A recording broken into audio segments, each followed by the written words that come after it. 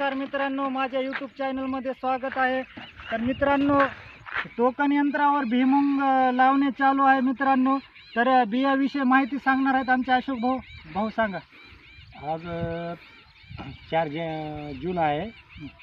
तर आज आम्ही ह्याची भुईमुगाची लागवड चालू आहे। हे काजू निमपिसरी म्हणून आम्ही पहिला ट्रायल घ्यायला याच्यावर। तर मित्रांनो, भाऊ म्हणालेत आम्ही पहिल्यांदा ही काजू निमपिसरी भुईमुग पेरा लाव मित्रांनो, म्हणजे टोकन यंत्रावर लावा मित्रांनो। तर ह्याची म्हणजे आणि ह्याच्या आधी कवा लावला नाही, ही पहिल्यांदाच लावून बघायला मित्रांनो।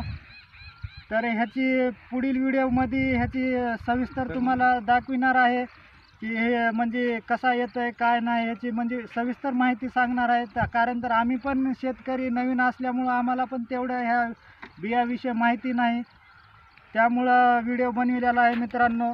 पुढील व्हिडिओमध्ये ह्या बियाविषयी सविस्तर कसा वापतंय काय नाही ते पुढील व्हिडिओमध्ये दाखविणार आहे मित्रांनो। जय हिंद, जय महाराष्ट्र।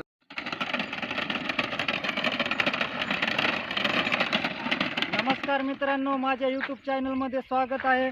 तर मित्रांनो, टोकन यंत्रावर भुईमुग लावणे चालू आहे मित्रांनो। तर बियाविषयी माहिती सांगणार आहेत आमचे अशोक भाऊ। भाऊ सांगा। आज 4 जून आहे। तर आज आम्ही ह्याची भुईमुगाची लागवड चालू आहे। हे काजू निमपिसरी म्हणून आम्ही पहिला ट्रायल घ्यायला याच्यावर।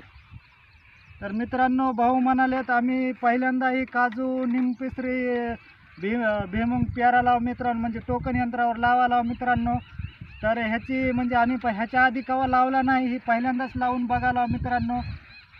तर ह्याची पुढील व्हिडिओमध्ये ह्याची सविस्तर तुम्हाला दाखविणार आहे की हे म्हणजे कसा येतोय काय नाही, ह्याची म्हणजे सविस्तर माहिती सांगणार आहे। कारण तर आम्ही पण शेतकरी नवीन असल्यामुळं आम्हाला पण तेवढं ह्या बियाविषयी माहिती नाही, त्यामुळं व्हिडिओ बनविलेला आहे मित्रांनो।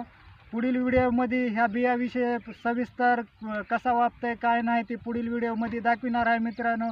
जय हिंद, जय महाराष्ट्र।